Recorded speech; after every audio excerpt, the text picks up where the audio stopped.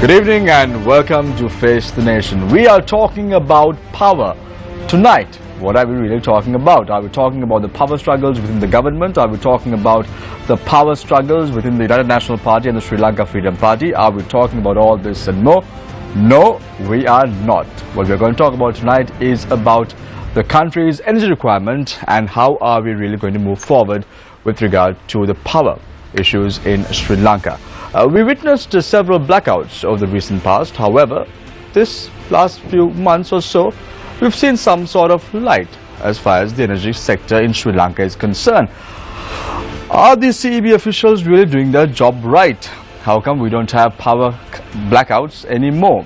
Tonight we are talking about Sri Lanka's commitment towards the energy requirement in this resplendent island. When the world is moving towards renewable energy, why are we embracing coal? What is the reason behind this? What is the thinking behind this? Do we require new power plants? Is there anyone making money out of the coal deals in Sri Lanka? Over the last few weeks or so, Newsfirst brought to the attention of our viewers about a controversial coal deal as well. Government's commitment towards good governance is now posing a grave danger to this island nation. How are we moving forward? This evening, our topic of discussion revolves around one key area, that is the energy sector in Sri Lanka. To discuss all this and more, we have four eminent personalities right here in our studios. A very good evening to Mr. Arun Vijaypala, Chairman of the Ceylon Electricity Board. Also joining us this evening is Mr. Kirtan Nakon, Executive Director of the Campaign for a Free and Fair Election. Also joining us this evening after a lapse of a few months is Mr. Asoka Gunawardana, Chairman of the Strategic Enterprise Management Agency. Also joining us this evening is the vocal Vidur Ralapanava, environmentalist as well as energy expert. Let's start off tonight's discussion with Mr. Asoka Gunawardana, Chairman of the Strategic Enterprise Management Agency. Mr. Gunawardana, do we really have an energy crisis in Sri Lanka, a power issue in Sri Lanka at present? The time starts now. Energy, we have to discuss different aspects of energy, like we need energy for transport sector, we need energy for domestic and industries, but here I think we are discussing about the energy requirement or the electricity requirement, which we call power. So at present we have enough power plants to cater to the current demand. However, we are aware that the demand is increasing, though we have electrified the whole country. We have reached about 98-99%. So beyond that, we cannot expect further expansion. However, the per capita consumption is increasing. That's why the CEB is expecting that the demand will be growing at a rate of in the range of 5% per annum. So with the increase in demand, do we have enough power plants in line so that we can meet the increase in demand in the future? There we have an issue because by 2018, 2019, as we have no power plants currently under construction, there's an issue. We need to address that. And beyond that, for the power sector long-term generation expansion, the CEB submitted its long-term generation expansion plan last year. However, the government said that the plan proposed is not in line with the government policy, so they had to rework it and to come up with a new plan, which we are still expecting. So in that scenario, we can see that if we don't have a firm plan which is in line with the government policy, then we will be short of power. So I think at present we need to discuss about a short-term plan and a long-term plan, because we need to cater to the increase in demand by 2018, 19 and 20, until which time we have no power plants under construction. So we need to have a strategy for that, and also beyond that the plan should be there until 2030. There the government is claiming that we will be self-sufficient as far as power is concerned with indigenous resources. That's what the government policy says. Mr. Gunawardana, has the Ceylon Electricity Board and the Public Utilities Commission projected the energy requirement of Sri Lanka? If Yes. Have they done a good job? Well, they have predictions for the forecast for the demand growth. Depending on that, for certain years we need to have the targets. But the issue is there are no power plants currently under construction for us to meet that increase in demand. That's the issue we are facing, because the plans they had were not implemented, and I mean the original plan said that we should have commissioned our first the Sampur power plants by 2016, this year, by the end of this year or the beginning of the next year. Then it was delayed up to 2020. Now it's further getting delayed. So there were no replacements for that. So that's why we need to have an aggressive plan to meet the increase in demand by 2020. So we need energy for the future. Definitely. How many megawatts are we looking at? Yes, that depends on the options we are discussing. Now it's likely that we need to have about additional 3,000 gigawatt hours by 2020, and beyond that we need to go for an aggressive plan. But that's the annual generation. But for us to decide which power plant we are going to commission, depending on that, the capacity in megawatts will be we have to decide. Thank you very much. That of course was Mr. Asoka Begudumardhan, Chairman of the Strategic Enterprise Management Agency. I now move my attention to Mr. Viduru Alapanava, environmentalist as well as energy expert. Viduru, are you happy that the Sampur coal power plant has not yet been commissioned? And do you see some sort of light at the end of this tunnel that we're talking about? Sri Lanka's commitment towards the environment, Sri Lanka's commitment towards COP21, Sri Lanka's commitment towards ensuring that there is no global warming. I would be much happier if the plan is formally off. What we've seen is statements from both Prime Minister and the President about a change in policy. But I think there's still quite a bit of confusion on what's the actual status of it. The way I look at this is that, you know, coal is a pretty old technology, and it's really a quite dirty technology, and we don't need to go very far. We can go to our own Norachole power plant to see how dirty technology it is. And the environmental issues in locating a coal power plant in an area like Sampur, which is a very sensitive ecosystem, and within the monsoon. So this is beyond carbon. What we are talking about is the impact that this power plant, and there's not only one, there is I think about 3 or 4 that's scheduled here in this, is a significant health and environmental challenge for a country like Sri Lanka. So there's 2 sides to this. One is the carbon impact of committing to coal power plants when in responding to climate change, the world is moving away from high carbon energy generation options. This is problem number 1. And problem number 2 is locating a really dirty power plant in a very sensitive ecosystem, which is a national problem. So I'd be very happy when the power plant is formally called off, and unfortunately we have not seen so. That is why I'm still here. Vidura, what is quite interesting is the fact that Mr. Asoka Begudumardhan very clearly said that we have an energy requirement that we need to meet in Sri Lanka. How can we meet this energy requirement if not for coal? So there are multiple options available, and I think the first step on energy in meeting energy requirements is to actually reduce the energy demand. In technical jargon, this is called demand side management. This is successfully done in many countries, including our neighbor India, which is number 1. And number 2 is really leverage on your own indigenous and renewable sources. In a country like Sri Lanka, that means solar and wind, because we've really used quite a lot of our hydro potential already. And the third one is that if none of those can meet the current demand, look at what's the least damaging fossil fuel basis. And for me, looking at fossil fuels in this context, it's actually what comes out is natural gas. But for me, this is really a transitionary project. LNG is quite expensive. The plants are going to be very costly when you want to implement it, initiate this project, Vidura, isn't it so? Do you mean natural gas is expensive compared to coal? No, it's not so. Why do you say that? I think just last month there was a team from General Electric who came and presented to CB and the Ministry of Power and Energy. They gave their numbers very clearly.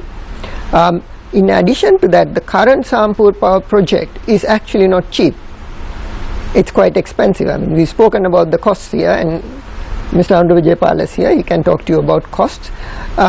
You know, what we are being fed is a notion that coal power is cheap.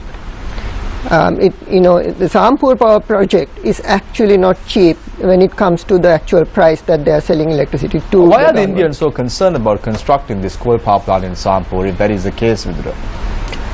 I think there's some geopolitical issues here as well. But I think what the Indians keep saying is that it's your government who wants coal power plant in Sampur. And in fact, what they're saying is CB wants coal power plant in Sampur. So, I mean, Thank you very much, asking Indians why they want to put coal power plant is an extremely valid question. But then we need to ask why, as Sri Lankans, we want to put coal power plant there as well. Thank you very much, Vidura Alapanava. He is an environmentalist as well as an energy expert. Thank you very much for joining us this evening, Vidura. I now move my attention to Mr. Andrew Vijaypala, Chairman of the Ceylon Electricity Board. Mr. Vijaypala, good job. No blackouts over the last few months. You've done your job quite well so far. Congratulations on that. Thank you. Having said that, Vidura said something very interesting. He said that the CEB wants a coal power plant. But may I first answer a little bit to the same question that you asked to Ashoka? Yes. Whether there is an energy crisis or electricity crisis in this country. To that question, my answer is, for the last 15 years, this country is facing a huge electricity crisis. Huge electricity crisis in the sense that we are paying far high prices than we should have been paying. Our customers are paying far high prices than they should have been paying. So it's a crisis. Now suppose the cost of rice is 200 rupees a kilo and plenty of rice is available. Do you consider it is normal? It's a crisis in my opinion. So likewise, electricity for the last 15 years has been a crisis, mainly due to short-sighted decisions we took at many times, and right now the country is also doing the same. So you can ask the other question. A question relating to the CB wanting a coal power plant, and this is not the intention of the Indians, but the CB wants a coal power plant. Yes, CB want coal power plant. I think Vidura referred, for example, to the presentation made by GE. GE is one of the LNG promoters in the world, and they are the best manufacturing equipment manufacturers, one of the best manufacturers. So they did the presentation where Vidura and I both sat. In the presentation they said, in their calculations, the cost difference between a unit generated from coal against LNG has a difference of 2 US cents. That roughly converts to about 3 Sri Lankan rupees. That is an LNG promoter's calculation. So whether you take it or not, it's up to you. It's a LNG promoter's calculation. 3 rupees more than a unit generated by coal. So whether the Sampur has a higher cost due to geopolitical interference and other things is a different matter. Just generally about coal. So that is why. What is the cost to generate a unit from coal? Right now it is about from coal cost is about say 5 rupees for CEB at the moment. And you can add about 3 rupees more for the capacity cost. That is the right now cost, but it has to be average, you know, coal cost varies from time to time. So I would say about 10 to 12 rupees on average, the total cost would be quite reasonable. Mr. Vijaypala, I want to stop the timing for a second, and I want to cross-question Vidura here for a minute, because you spoke of Vidura being present at a meeting with you when GE made a presentation. Vidura, was Mr. Vijaypala right on saving 2 cents? So I think he is wrong on 2 counts. First of all, I was not at the meeting. Okay. Second of all is that this is a kind of a nice way of saying it. What he's saying is the promoter is saying there's a 2 cents difference. But the real question is how much is Sampur coal power plant cost versus the GE's LNG cost. I think that's what he's not saying. I'm sorry that that is I thought that when he referred, he has been into he was referring to the meeting. So- I thought so he has that's- been there and referring.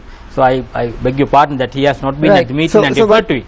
but But let's- now let's- what I see is, So let's ask that a question. two cents is there. Let's ask a question. refer to Well, you're Yes, saying sir. it very interestingly. You're saying GE said coal versus this is this much, but then you're also saying in Sampur, due to geopolitical issues, the cost may be different. So what are we actually comparing about? So that's the real question. What are we actually comparing about? So let's talk about how much is Sampur actually costing. That's number one. And second thing I want to ask I will let you pose questions I won't to pay- Mr. I want to- Vijaypala in the second round. But I but want not to pose right now. one question, which is I think we are misleading a lot of people by stating 5 rupees in this, because the government borrowed $1.3 billion as state money to build Norachole power plant. So talking about 5 as the coal cost is actually misleading, because that's not the true cost. And Right. to add to that, what we have is, for the last 14 months, out of the 3 power plants in Norachole, only 2 are working. So now you factor that into it and ask what's the real cost of Thank you. generating We have out to of stop at Norachole. that. You can pose questions from Mr. Arun Vijaypala in the second round. Mr. Vijaypala, on a fresh note, is there anyone getting benefited out of these coal power plants or even coal tenders that is currently being held in Sri Lanka, currently being taken into consideration in Sri Lanka? Is anyone getting benefited? Is that why coal is so important? Is that why CEB is pushing coal? Is that why the minister in charge is pushing for coal? What is the reason behind this? Your question has, I think, the multifaceted question, difficult to answer, because when you say who is benefited, because whenever you doing business, you are doing power plants, let me whether it is rephrase that LNG question. or coal, the contractors benefit. If it is LNG suppliers benefit. Let me rephrase this question to you, Mr. Vijaypala. On the 7th of January 2012, you were appointed as the chairman of Lanka Coal. You held this position only for 2 days. When you returned from an overseas visit, you and the minister were both changed. So someone was getting benefited. I think that is not geopolitics, that was local politics. So we have to face that when we are working in this country. So there is a problem with regard to coal tenders in Sri Lanka. I think it is not only in regard to coal tender, we have faced that situation in many other situations as well. So there is no good governance in this governance system that is in I think in that Sri is Lanka. why this new government came in, because there was no good governance in this country. However, there is a coal tender that has been discussed even right now, following the election of a new government. Yeah. What is the reason behind this? I think there are a lot of things talked about, pluses and minuses of tender, and a lot of publicity on one aspect, on one part. I think a balanced hearing should be given, in my opinion, and look at the total benefit that came to the country. So you mean to say the fresh coal tender benefits the Sri Lankan people as a whole? Yeah, I think it's on a simple note, people can understand. Ever since the coal power was commissioned in Sri Lanka in 2011, up to 2015, until this government, the good governance government came into power, only one coal supplier supplied coal, whether by competitive means or not. But ever since this government, good governance government, came into this coal supply, there are at least 4 suppliers competing with each other and supplying portions of coal.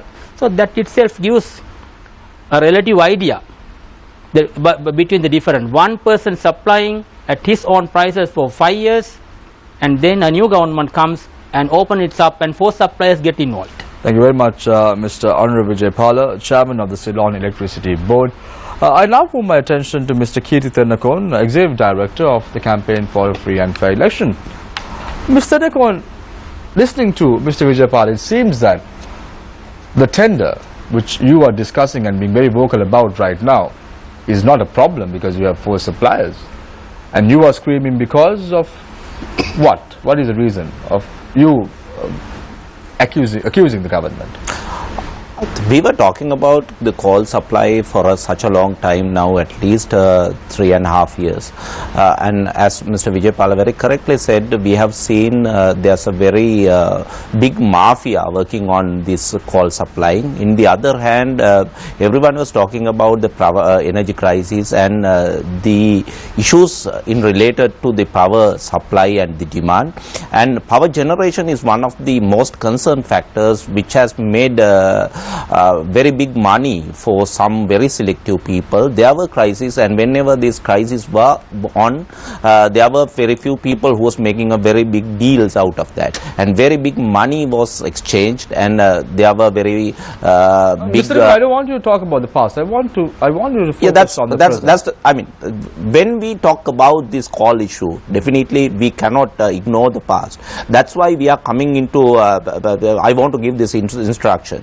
And I mean, for last at least 4 years there was an issue, and that's why the good governance, this government, when they wrote the manifesto, which Mr. Abeyagurnardhan is very much engaged in that, wrote that there won't be any deals or the tenders practices in related to the purchase of coal. It was specifically mentioned in that manifesto.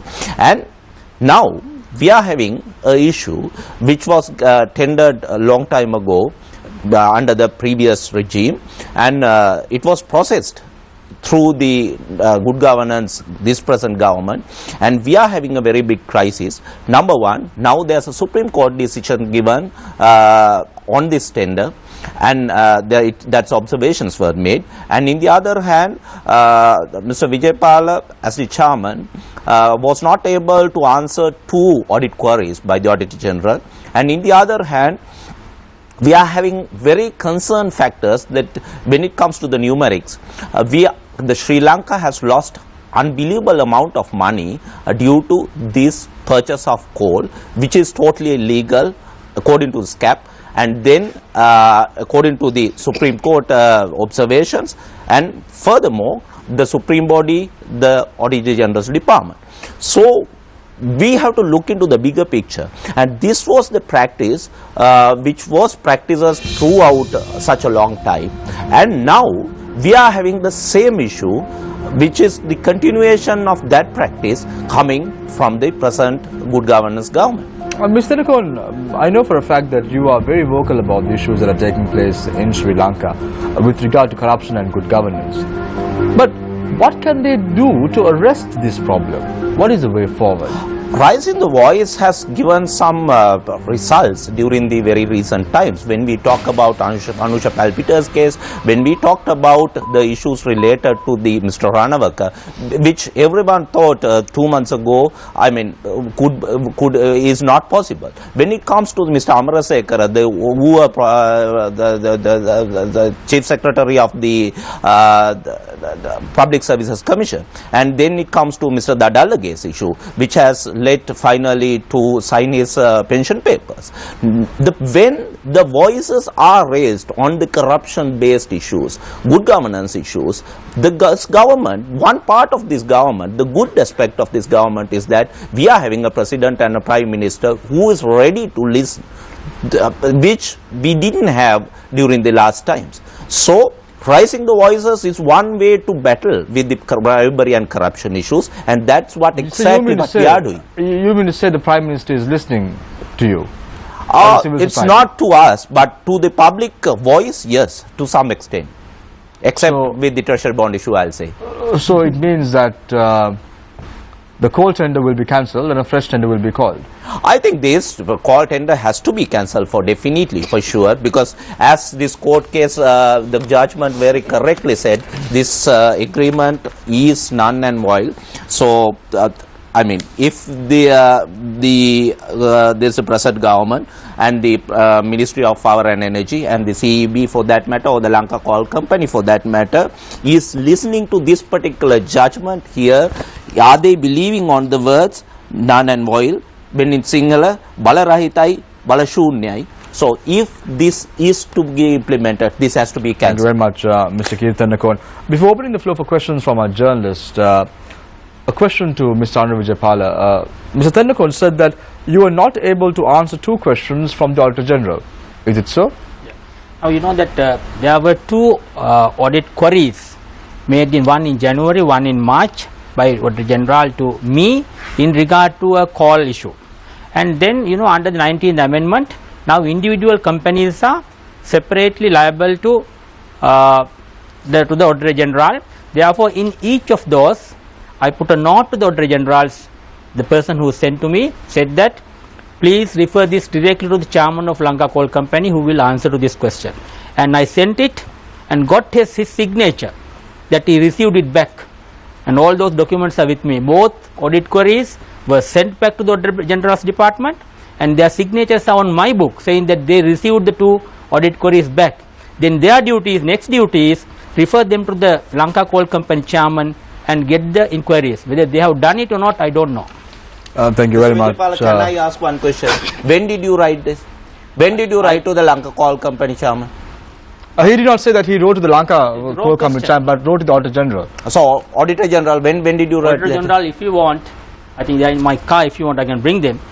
I put a note and sent it to them, and not only that, I got the signature of the person who received it. You know, I know that these things fire up, so my way of practicing is that. So I have got the Auditor General's department signature on my paper, on my book, where I send letters saying that they got it back. Thank you very much. Why I raised this question is that very important. In this letter, I got from the Ministry of Power and Energy, and this letter is signed by the Chief Internal Auditor, S.K. Malavisuriya, and it has addressed to the Chairman Ceylon Electricity Board on 2016 March 21st. And he is referring to the coal procurement spot tenders, and he is referring to the Auditor General's query, and Mr. Malavisuriya has requested the Chairman Ceylon Electricity Board to answer this particular. So I was really surprised, because you know, after the 19th Amendment, Auditor General's department very well know every company where government holds more than 50% of shares under their direct purview. So they should directly access them, because now the COP has asked all such companies to come to COP, and all of them have obliged. So Auditor General must very well know how to handle it correctly. Did you receive a letter that Mr. Tendekon is referring to? Let me see. This is Malavisuriya's letter. Yeah, I think yes. So it is on this one that I put a note and sent it to the Auditor General back, the same person. Thank you very much, Mr. Vijaypala, for your clarification. So if you want evidence, there in my car, if I can ask somebody to bring it if you want. Thank you very much. During the break, we will see the possibility of getting that letter and giving it to Mr. Tendekon as well to clarify your position, Mr. Vijaypala. Just a reminder to our panelists today, the names that you all do say, refer to, you need to take individual responsibility for the names that you mentioned. Mr. Tendekon, if Mr. Abegunwardhan mentions any name, Mr. Vidura Rarapana mentions any name, even Mr. Vijaypala mentions any name of those who are not here in this platform, you will have to take responsibility for the statements you make. Just clarification before we proceed with the Face the Nation. Let me introduce our journalists this evening. On to my right is Nadim Majid, on to my left is Chaturang Haporach, and on to my far left is host of Newsline and our business investigative journalist Faraz Shahwar. Nice to have you on board, Faraz, after a lapse of 1 week. Indeed. You're digging up some files, I hear. Indeed. So let's start off from you, Faraz, this evening, the Q&A. Thank you. I think this is for you, Mr. Vijaypala. You mentioned about the high prices and the poor planning and so on. So who's responsible? How many show cause letters have been issued? Are they these people who are paid to plan? They've obviously failed. You've just said that. So how many show cause letters have been issued? How many people are being held responsible for this?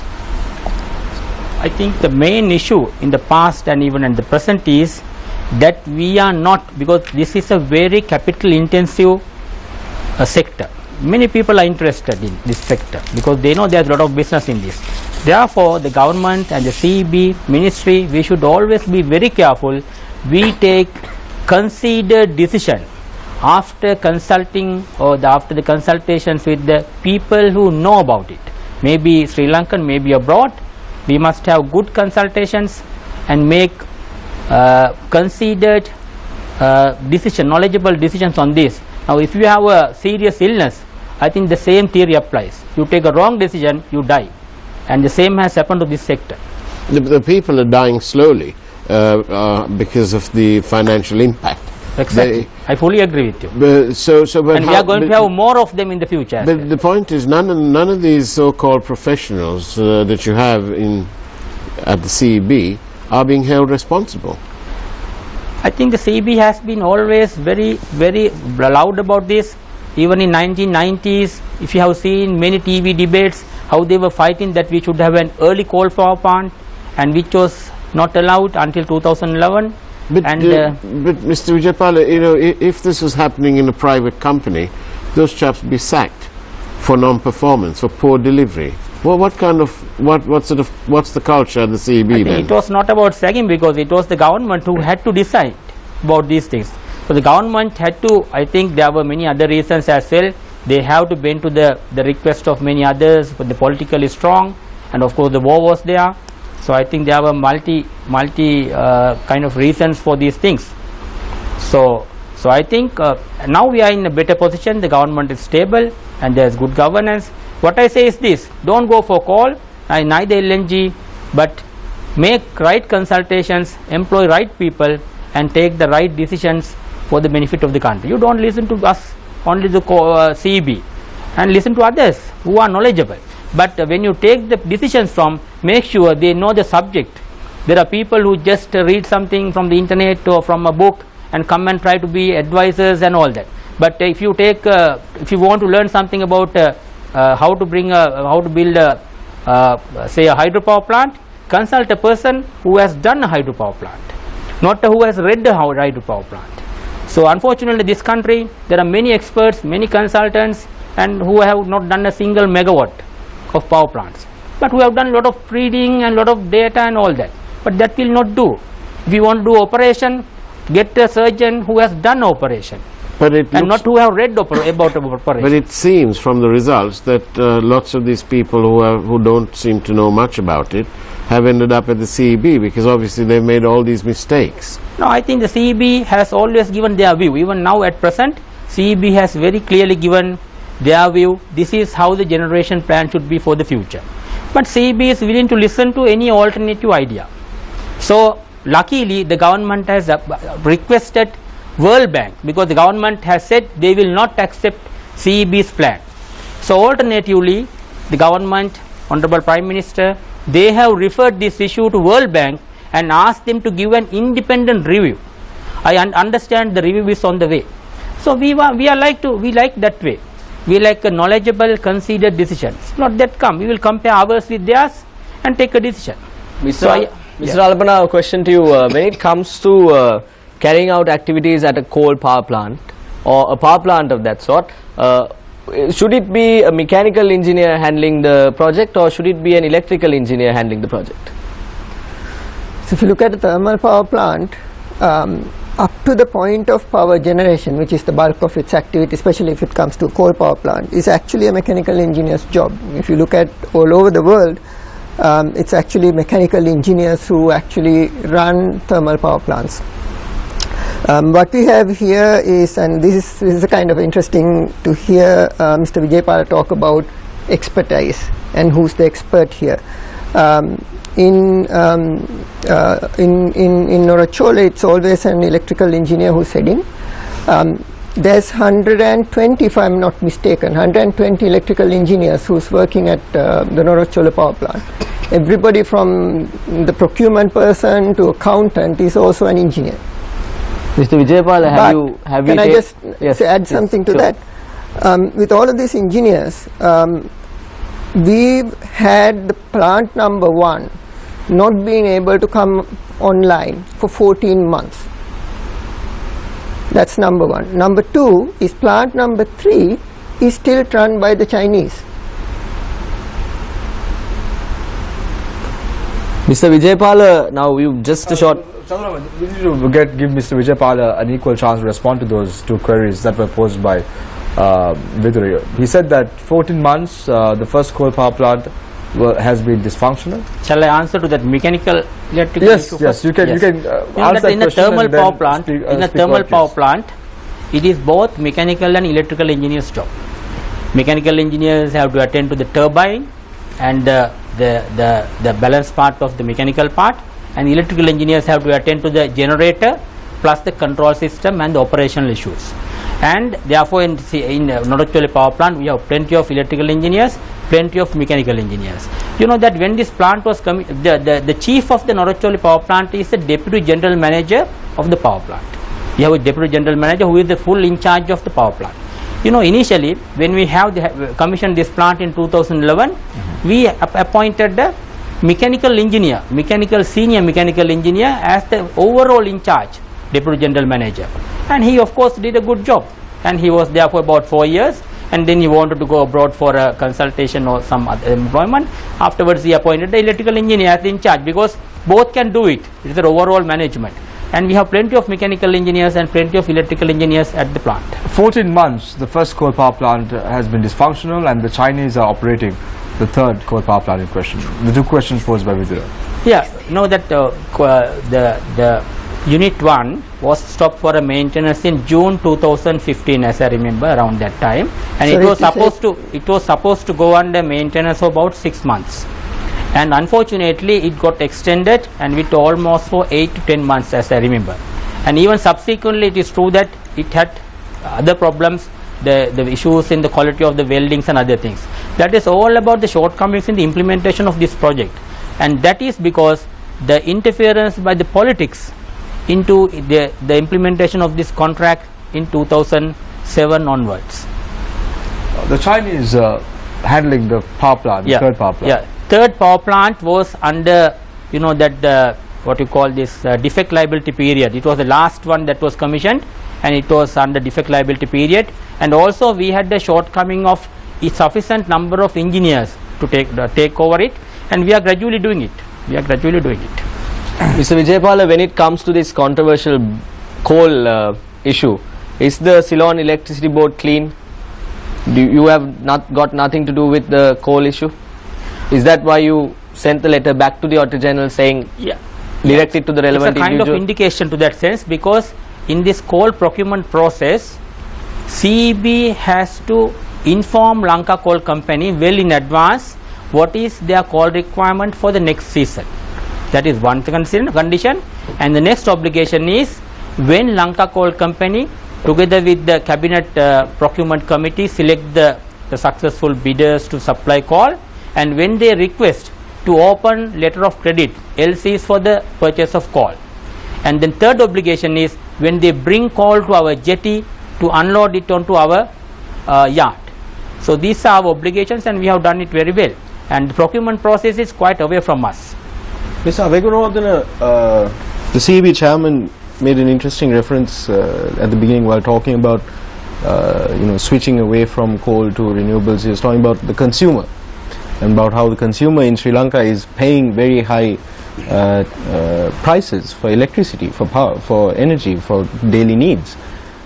Does the plan that the government has now, you've been part of drafting the government's policy in terms of adopting renewables and sustainable energy sources, moving to dependence on indigenous sources. Actually, does your plan address the plight of the consumer as well, in terms of what the consumer has to pay? The point he was raising, that the coal was not replaced by renewables but replaced by oil. Oil is expensive, that's why the consumer has to pay a higher price. That's true. The point we are discussing right now is to for the future, which one is cheaper, whether coal or renewables. So I have done my basic studies, and I have a strong feeling that if you consider the lifetime of the power plant, the nature of the source, which is indigenous, otherwise we need to. So very simply, let's say that we do go to embrace 100% renewables or indigenous sources by 2030. Does that mean that my electricity bill, what I'm paying for electricity as a proportion of my income, let's say, will be less, will be bearable? Yes, definitely. It's the least cost option. It's the least cost option. Yes. You're very confident of Yes. that. if the government is to adopt this policy of going towards indigenous resources by 2030, does that mean that the Newsfirst.lk coal power plant and other sources of non-indigenous resources, where we have to import the fuel source, the electricity source, does that mean that those power plants will be decommissioned by 2030? Yeah. Now the way we should frame is that the plans proposed by the electricity board for the future is more and more coal for the future. So first step is to have a better properly planned forecast and a plan so that we can avoid having new coal power plants in the future. That's the first step. And then we need to discuss by 2030 whether if we can meet the increase in demand from renewables or indigenous resources. Then the next step is how old the existing coal power plants are. By that time it's the first plant is about 15 years. So whether we can continue further, or now as we are already facing technical issues, we have to wait and see by 2030 whether these plants will function properly or not.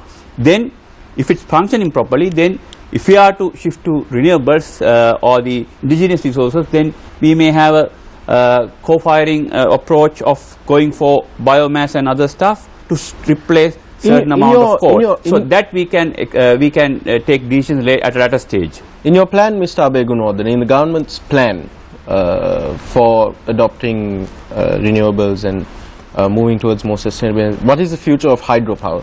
We have a lot of hydropower dams in this generators in this country. Hydropower, actually we started tapping that during the first latter part of the first half century. We know the history, but what is the future for hydropower? Yeah, now we have almost tapped all the large hydro potential, and we will be, there are a few more on the pipeline for the large hydros, and we are discussing about the mini hydros. There we have about 300 megawatts generating about 900 gigawatt hours.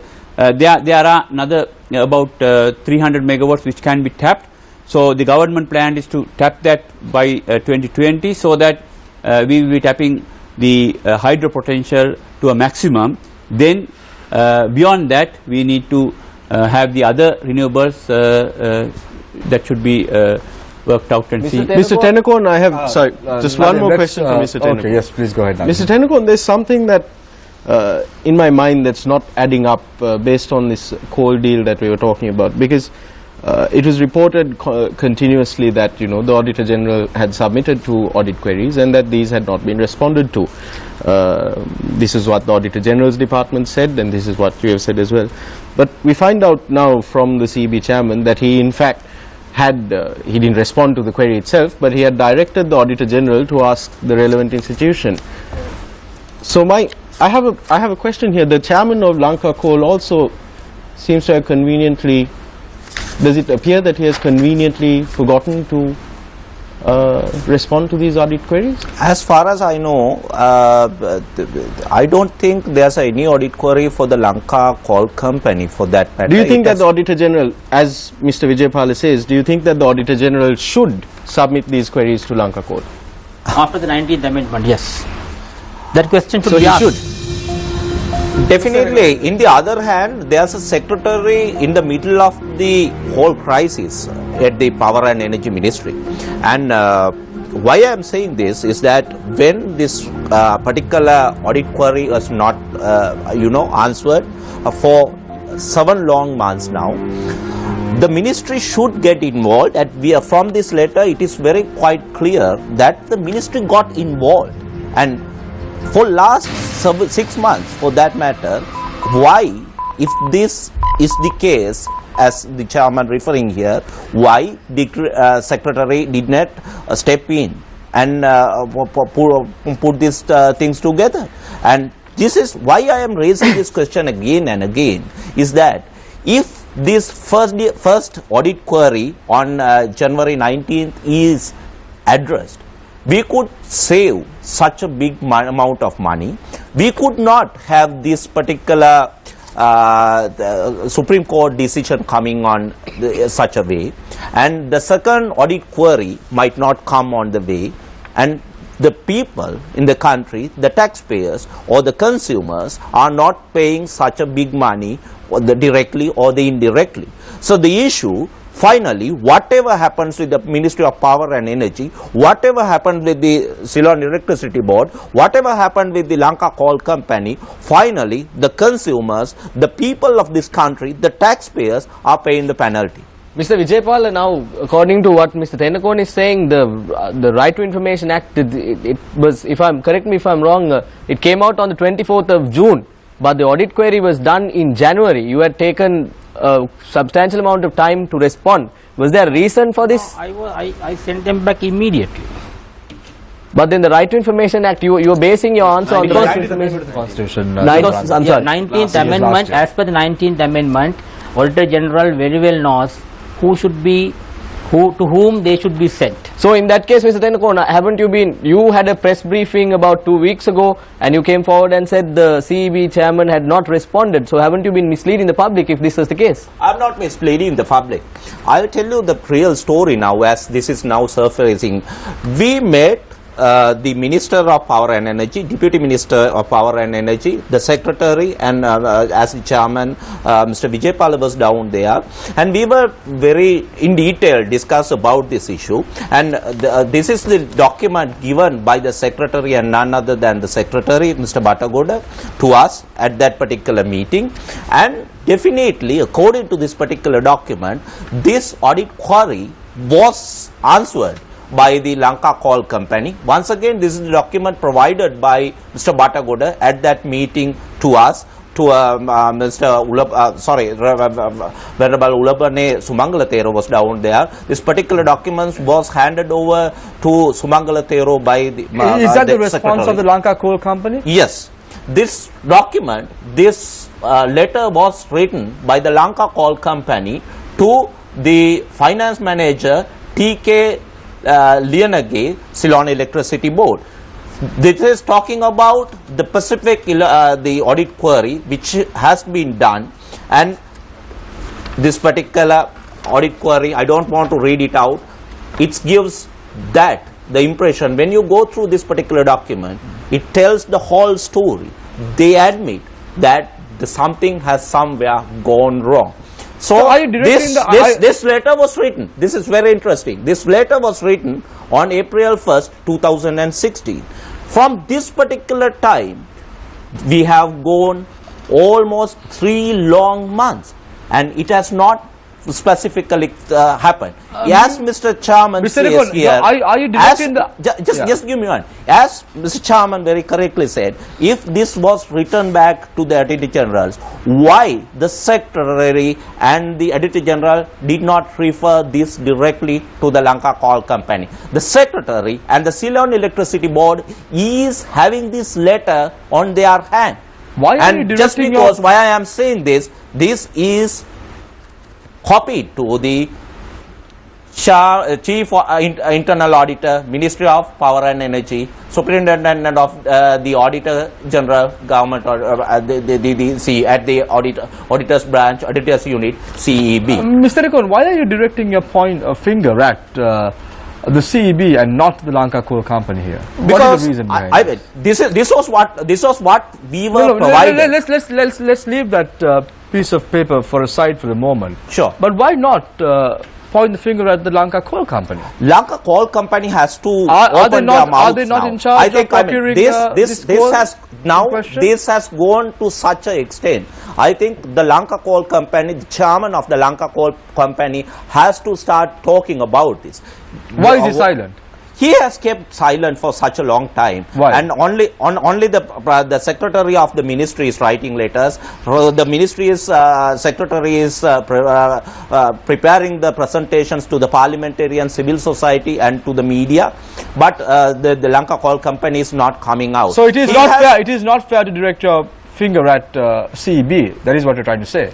I don't think so. I mean, but now all these inquiries has gone to the Ceylon CEB and they have to answer. they have to come up very openly. Until now, when 2 weeks ago, when only this particular dialogue starts, the CEB start talking. The CEB are having professionals. As he very correctly said, they are the most highest paid individuals, the employees in Sri Lanka. So they are having enough of professionals. But here, that's what we continuously said, the Secretary of Ministry of Power and Energy is the issue, and the General Manager of the CEB is the part of the problem and nothing else. If we are looking for a definite answer for this particular Lanka Coal Company deal, of course, the secretary and the general manager has to keep out of this particular crisis, because they try to save their face. Mr. Vijaypala, I want to pose a question to you. It's quite clear, because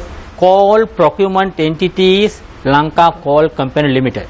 19th Amendment says Auditor General has the full control on these companies on the audit, for auditing. Understood. Your general manager is on the tender board. Their duty to ask the Lanka Coal Company, Lanka Coal Company's duty to answer it. Is your general manager in the tender board, Mr. Vijaypala? Yeah, one moment. Now, one moment. That when it comes to procurement processes like this, procurement processes where the CEB is not directly involved. Yes. So, Lanka Coal Company initiate the process with the Ministry of Power and Energy. Then the ministry, there is a cabinet appointed procurement committee, standard cabinet appointed procurement committee, which is handling maybe hundreds of contracts, awards for the on behalf of CEB.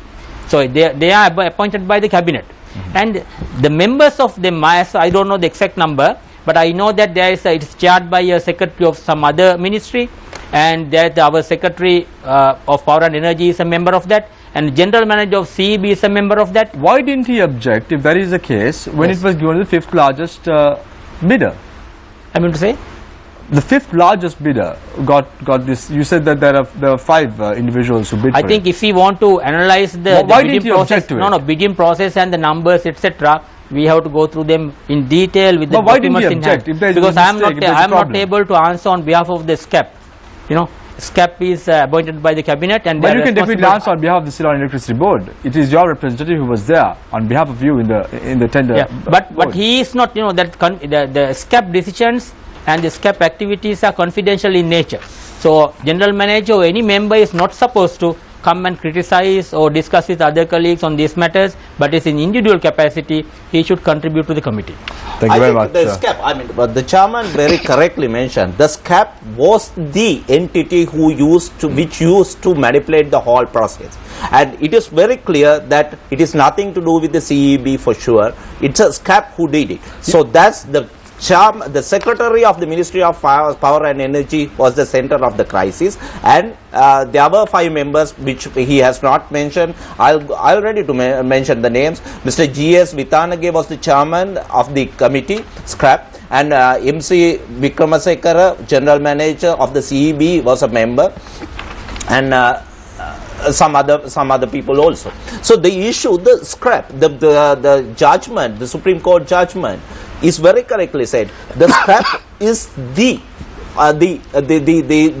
issue, and moreover, when you go back to the decision of the appeal board, it's very correctly says that the SCRAP has to do related to this.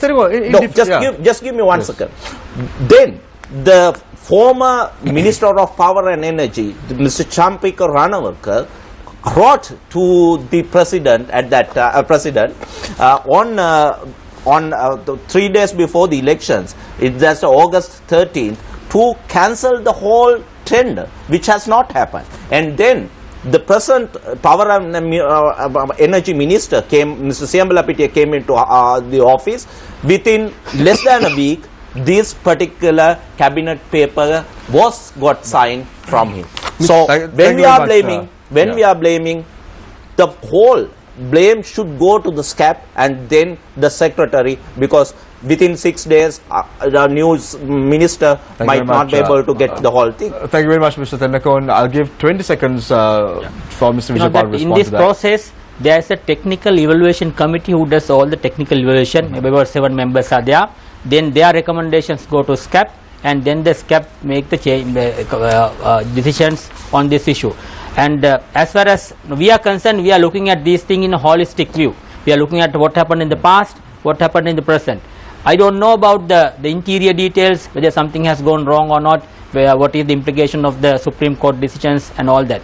But as far as the CB is concerned, what I see is this is the only tender awarded so far where all the members of the TEC, all the members of the SCAP have agreed and signed on the document that they agree to award this contract, and then the cabinet has approved. Until this tender, none of other tenders in the past have got the agreement of the TEC and the SCAP onto any of them. They have always deferred, and therefore the cabinet had to award on its own. Thank you very much, Mr. Vijaypala, for your thoughts in the second round. We're now going for a short commercial break, Nadeem. We are running short of time as well, so we're going for a short commercial break. When we come back, it's the third round. You will get the opportunity to pose questions from Mr. Vijaypala as well as Ms. Tendakon, Mr. Adekunwardana as well as Ms. Ralapana. We're going for a short commercial break. When we come back, it's Face the Nation.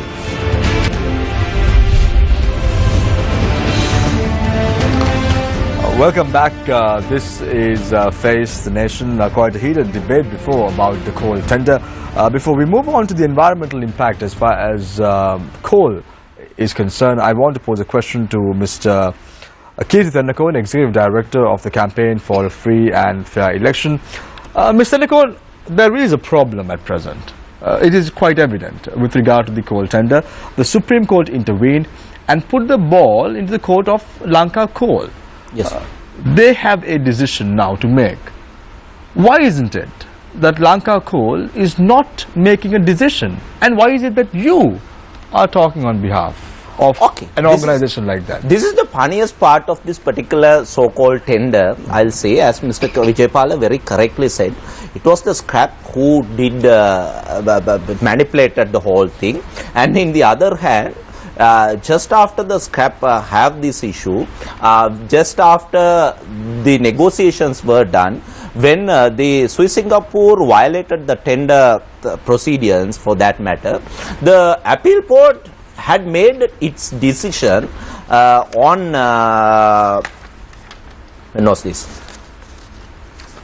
In between early August 2015, and this appeal board decision says, in view of the above observations made, appeal board does not endorse the recommendations made by the SCAP to award the contract for the supply of coal to Lakvijay Power Plant, Putlam, to Swiss Singapore Overseas Enterprises.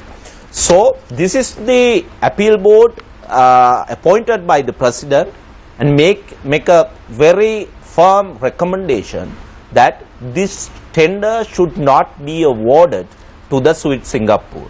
And that's why the former minister Champika Ranawaka wrote this letter to the president saying that this tender has to be cancelled. Fair enough, we had an election in between on August 17, and new minister came into power, came into the office, and just within 1 week he had to, the secretary went to the minister and said, if the coal is not purchased, definitely we will face the crisis, the country will be on blackout, so let's purchase the coal. And the minister seems like know nothing about the earlier procedures and the other issues, who submitted this the so-called cabinet paper to the cabinet, and now it has becoming a major issue when it comes to the good governance. The issue here, not like the Rajapaksa regime time, we are having sort of openness. The people inside the Lanka Coal Company, inside the CEB, inside the Power and Energy Ministry is sending the information out when the good governance practice, acceptance are not practiced on ground. So that's why this information is available with us to play around and talk about and discuss. So the issue here is that now the whole procedure starts with the Lanka Coal Company. The act has to be done by the Lanka Coal Company, but the whole powers, and when the procedures and the technical evaluation was done by the SCAP, and it's a technical tender, the Lanka Coal Company at that point has nothing to do with, even though they are the ones who worked on all the things. The secretary took the whole powers into their hand and played around, and that's why we are saying it was not the Lanka Coal Company who has to do this, but the people who did it, the SCAP and the people who manipulated this thing, has to be answered. Thank you very much, Mr. Keith Senakon. We now move into a new area, a fresh area with regard to the environmental impact coal power plants do make to the communities and to the country as a whole. A Newsfirst team visited the area of Norachole, the coal power plant, the vicinity of the area, and even the construction site, the area in which coal is being taken into the power plant. Let's take a look at this footage and then proceed. We have close to a minute of footage. Let's take a look at the footage in question.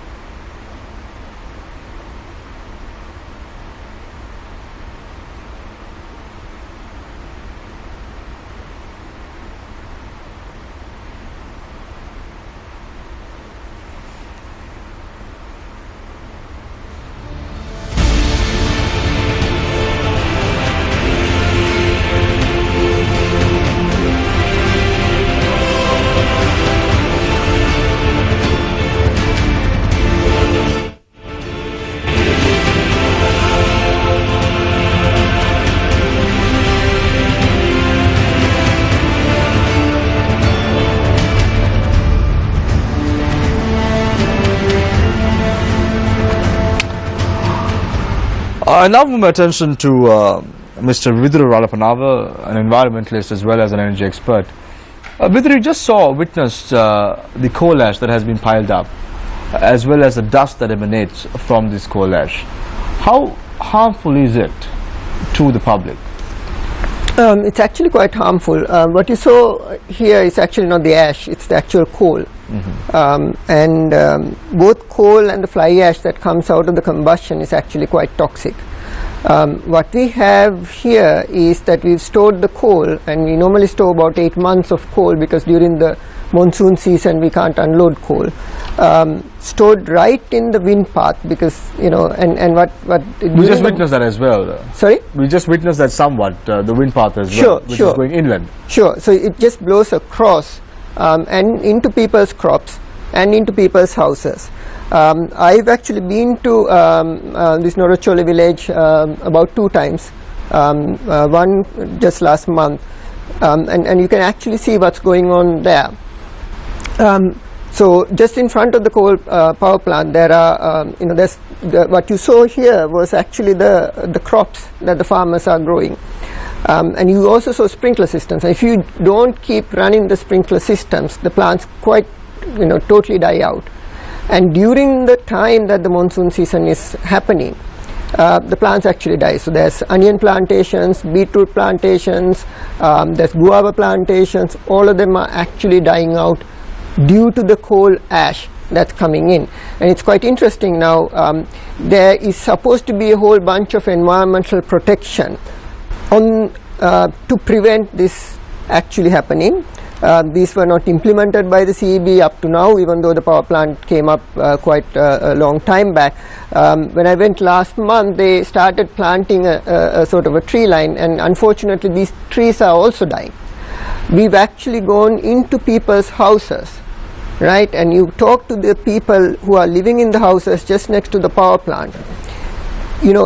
What they're saying is they can't stop sweeping the house because the dust gathers. You can actually see the dust, everything from on the light bulbs to the fans, everywhere.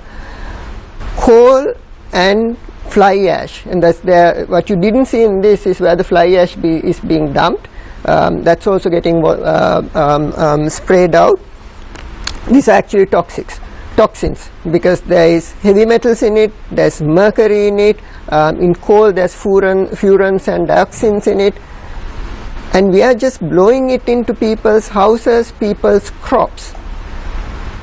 We are making those people breathe this thing. This is not something we should be doing. And when people talk about coal is cheap, how much are those people's lives worth for us? How much are those crops worth for us? I've heard people saying that, oh, we have an environmentally friendly coal power plant in Norochole. Go and talk to the people what's going on. Go and talk to the farmers. And this is not, CEB themselves have paid compensation to these farmers. Vidura, you're an energy expert as well as an environmentalist. That is the way in which I introduced you as well on the beginning of the show. What is more important, a few acres of farmland or the future energy requirement of this country? What is the point of that conversation? Whose life are you talking about? If you lived in that farm, what would you do? What we have done is that we have created a group of people whom we consider as disposable. It does not matter what happens to those people's lives, so long as we can charge our iPad. Is that what we are talking about? Who has the right to pollute this country's environment? Okay, what CEB is arguing for is not for energy security of this country. What they are arguing for, their right to pollute this country. And who are we to give them that right? How can we say that you have a right to pollute this country because that's the way you decided how to generate energy? That is not acceptable. Thank you very much, Vidura. A very big allegation at the CEB, Mr. Chairman, Mr. Honorable Vijaypala, a very big allegation. Are you not concerned about the country's environment? Are you not concerned about the farmland? Are you not concerned about the little children living in those areas? We are very much concerned. We are looking at the whole issue in a holistic way for the country. There are no power plant in the world, no coal power plant. There are, I think, hundreds and thousands of megawatts of coal power plants in the world, and there are no coal power plants without coal or without coal ash. All coal power plants operate with coal and they produce coal ash. There are issues. There are issues related to handling coal ash. Of course, it's convenient for CEB to switch to LNG. LNG, there are no coal, only some pipelines, some tanks, very clean, plant trees, appear green, but at the expense of 3 Sri Lankan rupees for every unit of electricity. That is why our boys are tiring under those circumstances, holding up the coal ash, holding up coal and doing their best to keep it under control while producing cheap electricity for the people of this country. But it is not the case according to what Vidura just mentioned now. There are problems persistent in the area. For a few scattered adjoining growers, there have been issues because of the wind. So for those we have taken fourfold implementations are going on. One thing is we have fully compensated for whatever the loss of their agricultural things, we have paid it, and also we have now in the process of acquiring more land by paying them money, more land as a buffer zone for the plant, and as a third option we are now constructing a full wind shield around the coal ash yard so that no more wind can blow into it. Mr. Vijaypala, you are saying very correctly that there is a problem persistent with regard to the Norochole power plant. There is some sort of environmental destruction as well. However, you are a very strong supporter of the Sampur coal power plant as well. Why is this? It seems what Vidura is saying is right somewhat. My concept goes with the first statement I made. That is, there has been an electricity crisis in this country for the last 15 years where our people are paying a much higher price which they shouldn't have been paying. Take Korea. Electricity price will be 5 rupees a unit for industries.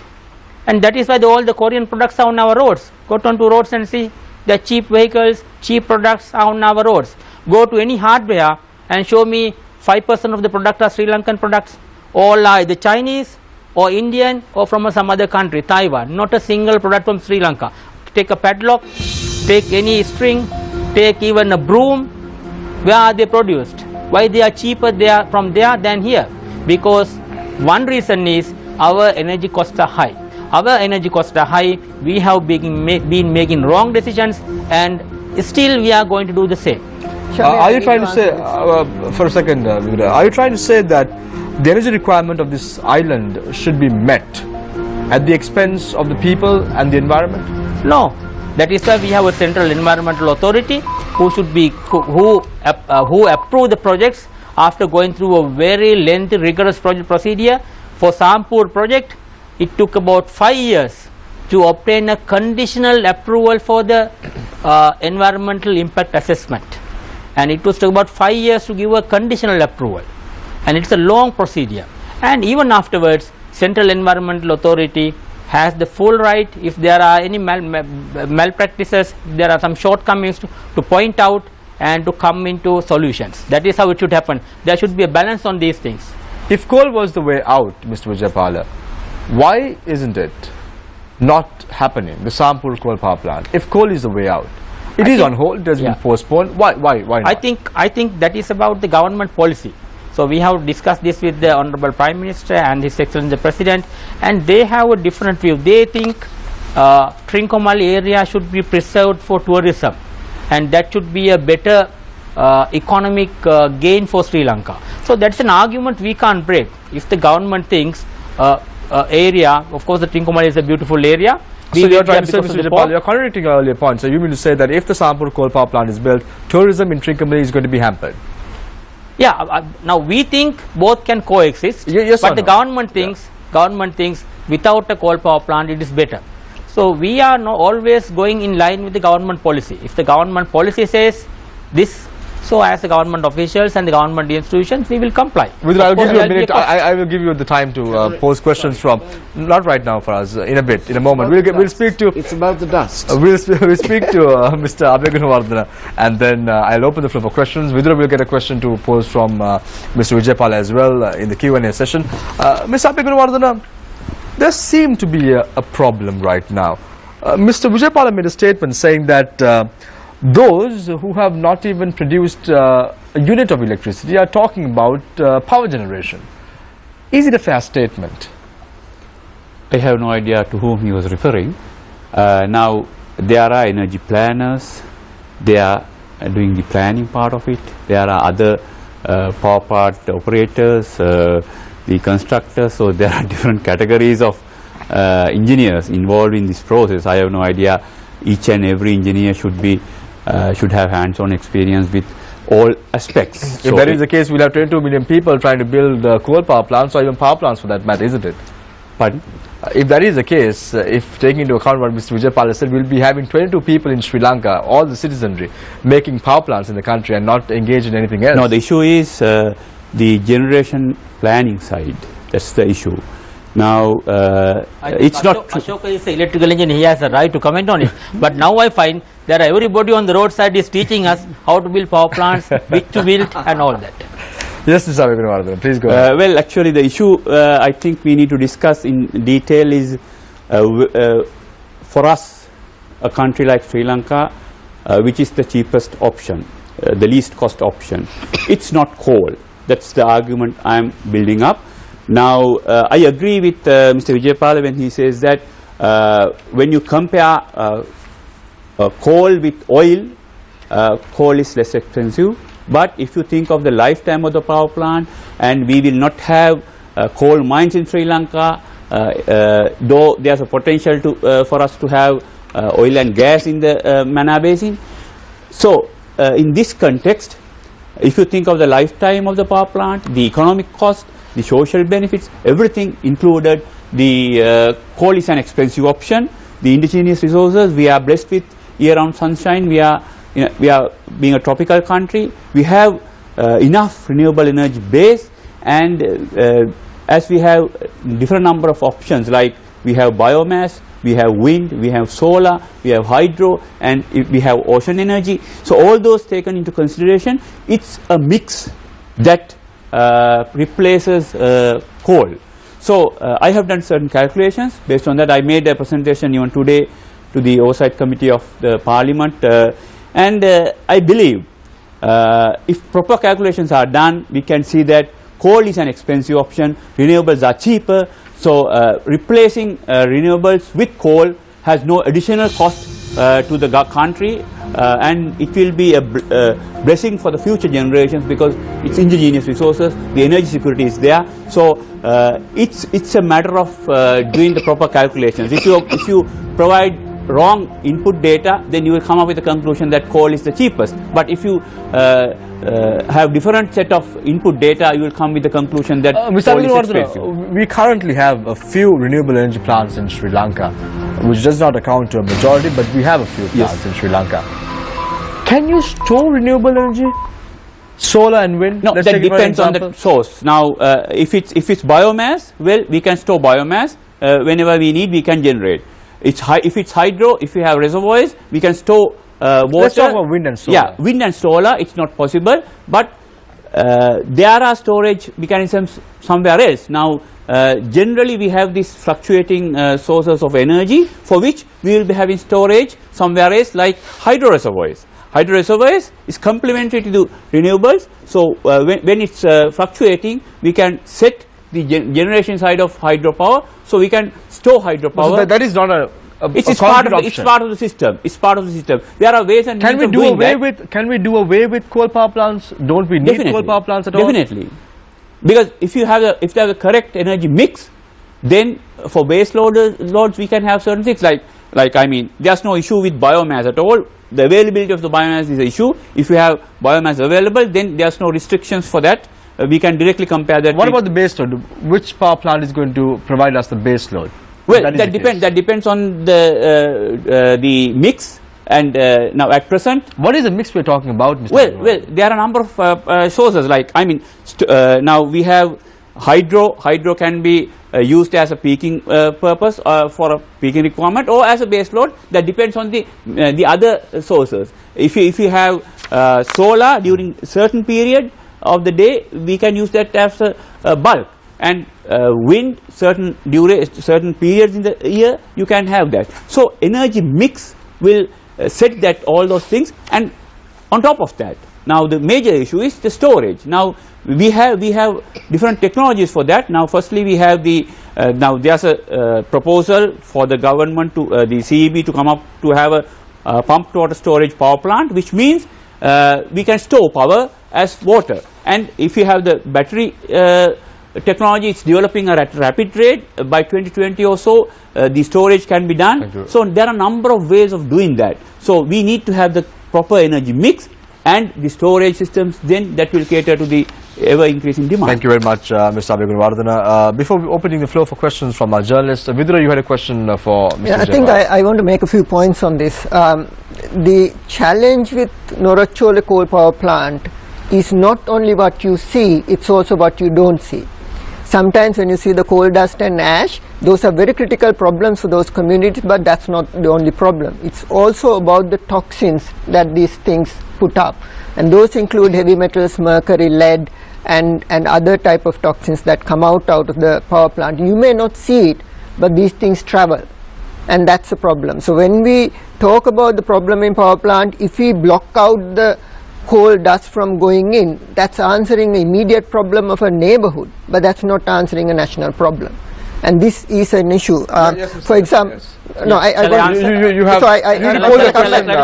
haven't finished. Shall I clarify that? I haven't finished. Yes, you will get an opportunity. Now it is like this. Yes. Now you can see now in India, neighboring country, 60 times our size, as I remember, there are 170,000 megawatts of coal power plants. Remember how much? 170,000 megawatts. We have 900 megawatts. Compare 900 compared with 170,000 megawatts in India. Lot of agriculture. We import rice from them. We import potato from them. What not, right? You go to Indian media and see how much of Indian population is having all these issues, this arsenic and all these things, and they are dying, and all these issues with 170,000 megawatts of coal power plant. I am not saying coal power plant has no effect. We have to live with these things. If you want electricity, if you want cheap electricity, yes. If you can afford to pay 35 rupees a unit, if you can pay 35 rupees a unit, Well, of course. Then don't have any power plant here. Import everything from India. They will be very ready to pay. So let's ask, what is the most polluted city in the world right now? Maybe many cities, I don't know. It's New Delhi. Maybe. About 4 of the 10 most polluted cities are actually in India. Now, is this what your future is for this country? The problem here, so let's get back to the problem. The problem here is that I have not seen any reports saying Delhi is very unclean because of the coal power plants. But Delhi had a problem about this air pollution by the heavy traffic in the city. Therefore, they made it compulsory all the vehicles in Delhi to run on gas rather than diesel. So maybe those are their recognitions. They didn't ask coal power plant shut down. Mr. Jayapal, if you don't know the reason, let's not talk about speculation here. Let's open the floor for questions from the journalists. Let's start off with Faraz. Shamir, can I finish? I want to say 3 things on this. Yeah. We'll give you an opportunity to speak about the 3 points that you want to highlight. But let's open the floor for questions from the journalists first of all. Yes, Faraz. We've got a keen viewer who's saying that, this question is to you, Mr. Vijaypala, says that isn't the problem with dust because CAPC, the Standing Committee on Procurement, changed the size of the coal, they changed the specification. Isn't that? You know, it is beyond my capacity to speak on the SCAP, because SCAP is something in a higher above and it's supported by the cabinet. But I would like to make a comment. Yeah. I would like to make a comment on that. But I fully agree with the Supreme Court decision. Based on the facts presented to the court, I think it is a very correct decision. And also I agree with the overall view of the SCAP. SCAP was looking at a parameter, the size parameter. In the tender, the size parameter, there was no measuring mechanism specified. For every other parameter, they say moisture, you measure as per this standard. For calorific value, you measure as per this standard. For whatever the moisture content, as per this standard. For the size, they say TBN. TBN is to be notified. So in the tender, to my opinion, I may be right or wrong, but to be in the tender, by putting it in a term like TBN, to be notified, that put a bewilderment in the tenderer's mind. Maybe the SCAP took that into account. I don't know. I guess so, because that is the only point about this all number of specifications, that the test method was not specified. Test method was not specified. But look at the document. It says TBN, which is to say to be notified to the tenderer when I don't know. Mr. Vijaypala, can I ask you some yes or no questions? Just answer yes or no. I'll give you a chance to explain at the end of it. Do you believe that global warming is a real thing? Yes or no? Yes. Do you believe that global warming is causing climate change? Yes. Do you believe that burning fossil fuels like coal causes global warming? Yes. So why is the CEB still advocating for I will give you the answer. You know that world is every year burning 8,000 million tons of coal. How much? 8,000 million tons of coal. Not actually how much? 2.5 million tons of coal. I remind you the old story that a squirrel went to the sea and used his tail to empty it. So it is a similar situation. We are trying to control global warming by not burning 2.5 million tons here, whereas world is using 8,000 million tons. But even the rest of the world is now moving away from coal. The rest of the world that is burning. They are not. Look at the predictions. The predictions in the same you know, that the discussion that Vidura was referring, where the GE, the LNG people are presenting, they presented, I'll ask you to have a look at that presentation. They were showing a graph for the next 20 years, how the world's energy is going to be produced. They were showing about say 20% from the LNG and the whole balancing from the coal. So because the world cannot, I don't know whether it is right or wrong, because this 2 degrees commitment to be made in the end of this century at this rate is not possible. It is not because we do this Noracholi power plant or Sampur power plant. It is because other nations, India 2,500 megawatts a year, China even more, and other countries even more. They are not doing it. That is where we should take this point at. But Mr. Alapanava, because yes and no questions seem to be the trend today, so let me ask you a few Sure. as well. If we do not construct the Sampur power plant, will the country incur a loss? Yes or no? No, No. no. Is there a possibility that we can function in the future, the country's energy requirement can be fulfilled without the Sampur coal power plant? Yes, Yes. we can. I'll stop right there and ask you to explain why you have given those answers. Because the job of the government or the utility company is not to look at the cost for the consumer only. The job of the country, and this is CB's generation plan, says that you need to come up with the economic cost. Least cost is least economic cost. What that means is you need to account for the impact of each and every pollutant that you put out and quantify the damage out of this. Why and how much does that cost? That But cost Mr. has to be Dalapana, added. what happens when the Sampur coal power plant was in the planning process for 15 long years, and all of a sudden now environmentalists come forward and say no, we are going to And scrap then this, we why? need. Because so let me answer that also. Why did it take so long time to go? Because the EIA that was presented by the Mantech company was rejected twice. It was approved, the conditional approval Mr. Vijaypal is saying was given only this year, so this is why this has become a problem. But you need to remember what's the problem with this. Now Mr. Vijaypal talked about the EIA. That is one of the most silliest documents I have seen in my life. They cannot get the wind direction of Sampur correct. In that EIA, they don't know that Sri Lanka has a monsoon that goes... That is not the problem of the Ceylon Electricity Board. That's the problem of the Environmental Authority. No, that's the problem of the EIA that Mr. Vijaypal is talking about. Let's talk about the problem of the Ceylon Electricity Board. There are very specific conditions given in the environmental impact assessment that was given for the Norachole power plant. CEB has a responsibility to adhere to this.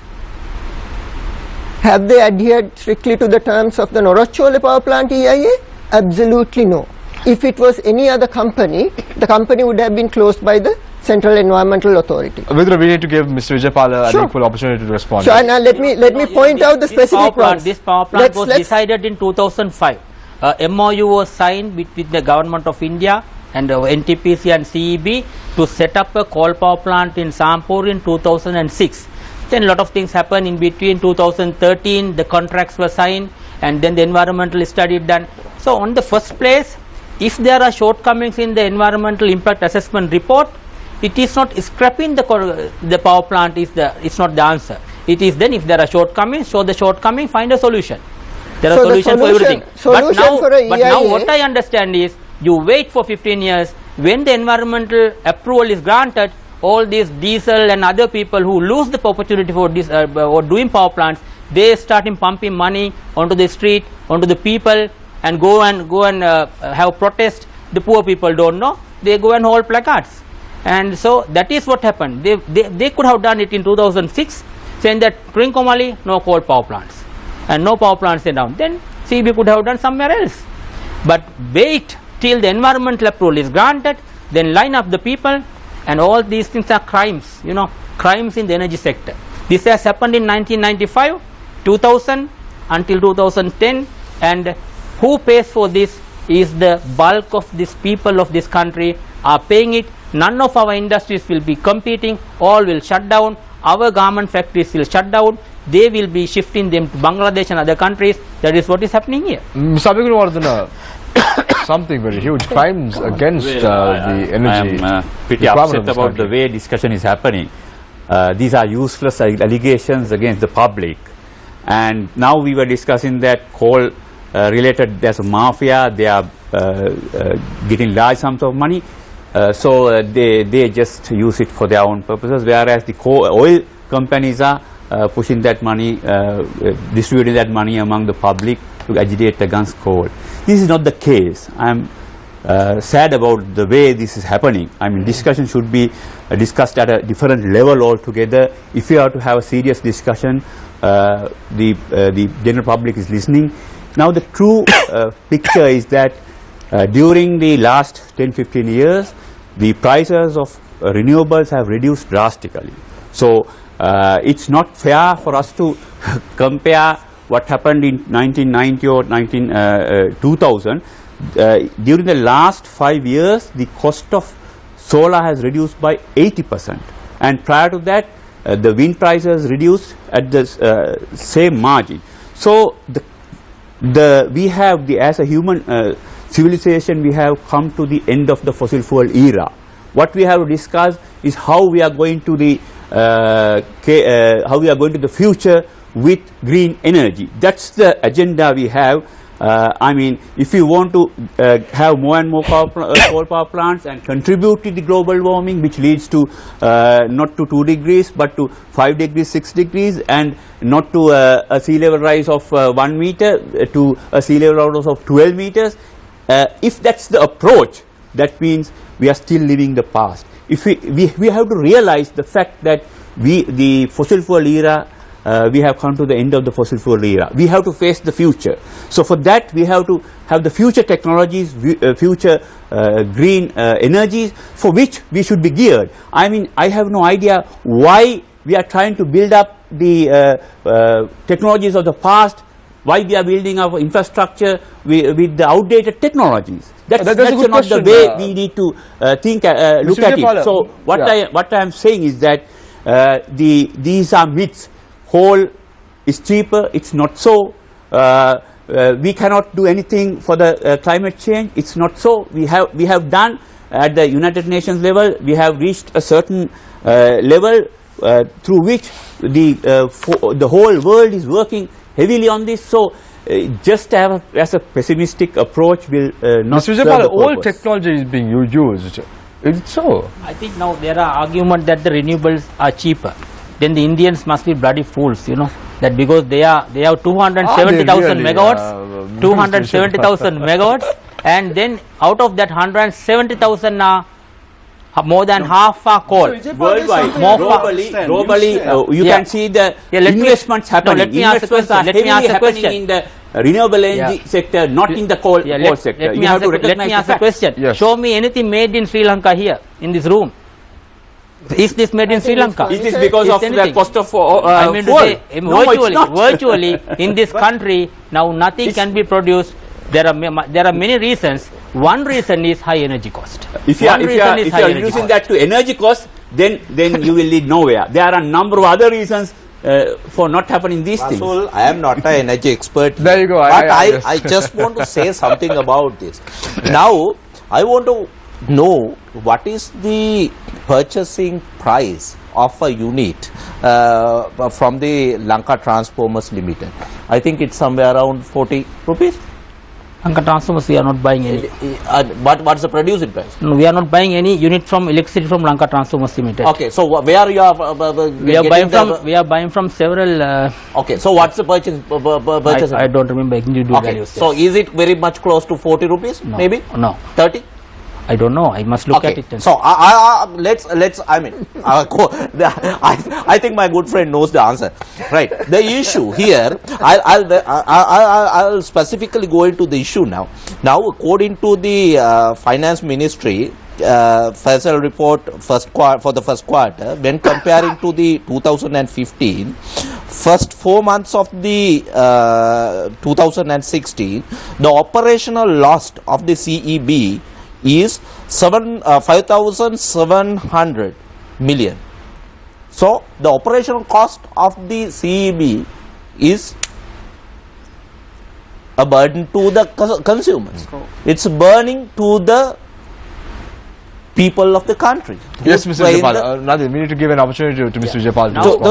Now Keerthi has a very valid question. Yes. That is why we are paying high prices to this oil burning power plants. That's right. Oil burning power plants were set up. Kerolpitiya power plant, Yep. Asia power plant, and the retired Amblipitiya power plant. All are oil burning power plants. They were set up because we cancelled the coal power plants which were due in 1991 to 1995 period. and they were cancelled. Instead of that, the oil-fired power plants were set up, and so we are paying high prices. Okay. Mr. This And is the people of this country are paying that. just give me come to the point number 2. Ashoka was down there 3 weeks ago. There was a the meeting with the president. There were some investors ready to come into Sri Lanka with the LP gas operated terminals. And what will be the cost of this? If you have any idea around what was the figure they came up for the per unit cost? 9.7 No, actually, it's a different discussion. No, I'll give you the answer. The per unit cost, according to the BOI, which I consulted during the day today, is somewhere around 10 rupees. So at now we are paying something like 4 times more for the power. Can I? Yes. I'm sorry to say that, you must ask this question.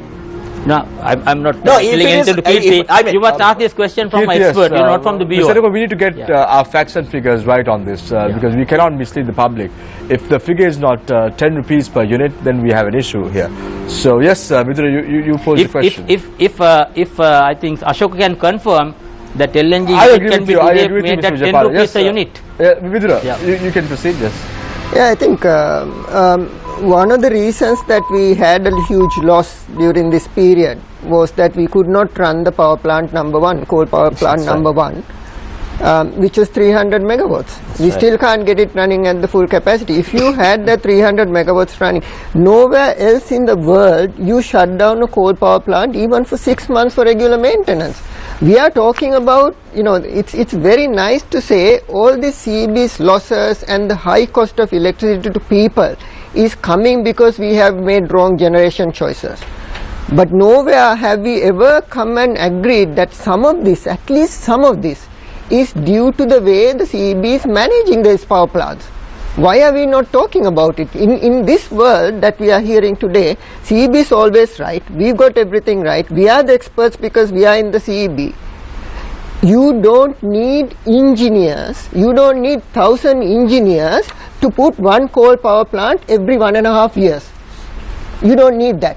You can get technicians to do that. You need engineers to figure out how do we create an energy grid for this country which is running on renewables so that we don't contribute to global warming, so that we don't contribute to sending all our foreign exchange to buying fuel rather than buying infrastructure. We don't need to do that. So the point that we need to come back to is that if CB has 1,000 engineers and only thing they can do in a generation plan is to put every 1.5 years I'm going to put a coal power plant. We don't need that level of engineers in this country. I want to say one more. Very quickly, Vidura, I'll give you 20 seconds to wrap up. Okay, go ahead. No, you have 20 seconds to wrap up. I'll give you to mention the last point, yes. I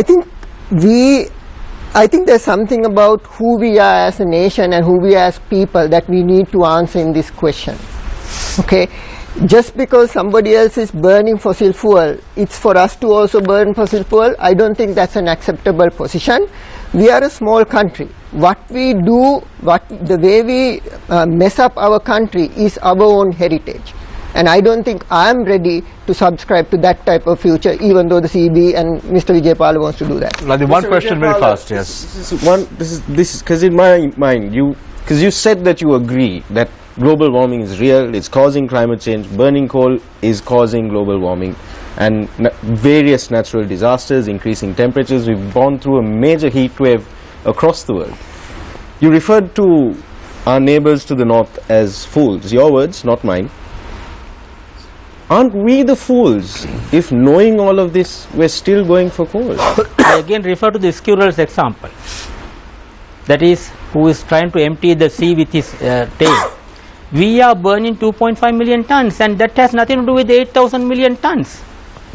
So do the protest. But that's 8,000 and 2.5 million. million. Do the protest in China. Do the protest in Germany. Right? That is where the coal is being burnt in millions of, hundreds of millions of tons. And you are putting up, stopping here 2 million and trying to be heroes. And put the numbers here correct. Thank you very much, Mr. Vijaypal. Faraz, do you have a question? Actually, only a general one. Is the prices going to go down, Mr. Vijaypal? If we are getting as per our long-term generation expansion plan, yes. If we deviate from our long-term generation plan, no. So at which point will these prices come down? You know, that depends upon the government's policies. Of course, the government has the right to decide about the country. Government can decide, okay, in Sri Lanka, we will not build any more coal power plants. Maybe they are looking in a broader context. Now, Sri Lanka, in CEB's mandate is affordable electricity to the people at the right reliability levels throughout the country. What is affordable? What's your cost today? Our average generation cost has now come down this year below 15 rupees, which was Below 20 rupees 2 years back. 15? 15 rupees average generation cost has come down below 15 rupees now, and which was about 20 rupees 2 years back. That is mainly because the contribution from the coal. So can the people sort of benefit from this? I think not, because now the Sampur coal power plant, which was to be commissioned in 2018, got extended to 2022, and now it got almost cancelled. And now we are looking at more expensive options like LNG and diesel power. We are going to have a diesel power plant at Sadda Hambantota, 170 megawatt. All these things are again oil, initially will be oil burning. We don't have a LNG terminal here. All will run on oil. That will give again us higher oil prices, higher electricity prices, unfortunately. We have to so the future is looking bleak then? The future is looking bleak in regard to the prices of electricity. Thank you very much. But of course, if the country is prepared, people are prepared. Thank you very much, Mr. Vijayapala. A little bit of positivity, and then negativity comes into place, saying it's not going to happen. The prices are not going to come down in the future. So we're finishing off the fourth round with a bit of negativity, as well as a lot of positivity as well in terms of moving forward. There is an option available, that is renewable energy. Why isn't the Ceylon Electricity Board not resorting to this? All this and more after this short commercial break. It's going to be the final round. We have 4 speakers today, one representing the Ceylon Electricity Board, the chairman himself, one representing a civil rights movement, Mr. Thendakon. Also joining us this evening is Mr. Abhay Gunawardana, who is representing the Strategic Management Enterprise Agency, and then we have an activist who is very vocal about Sri Lanka's future and the energy requirement as well as the environment, Mr. Vidura Panava. All this and more after this short commercial break.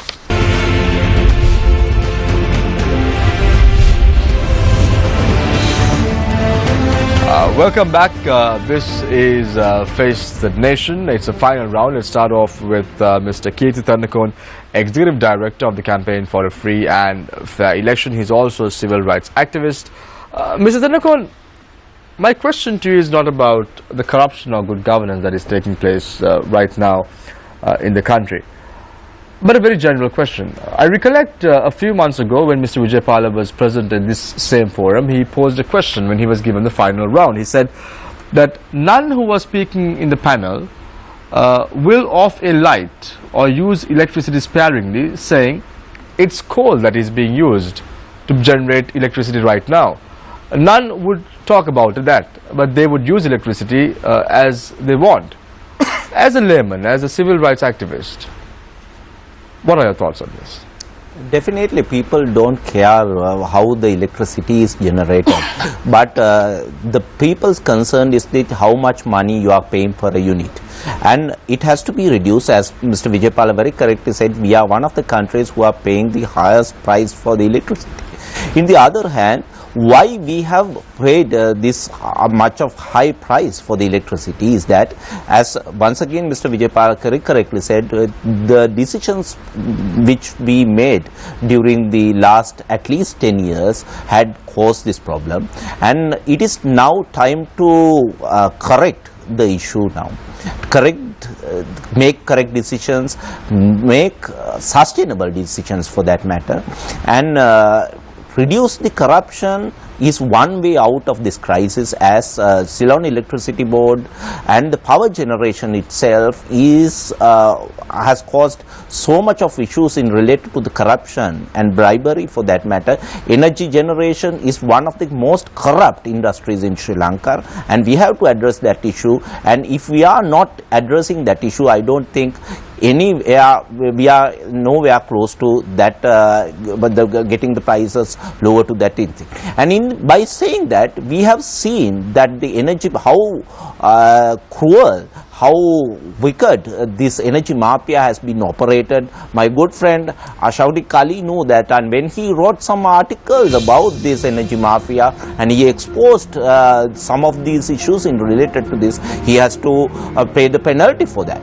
And this shows the gravity, which shows how hard we have to fight against this whole issue. And I think getting things in correct path is the main challenge.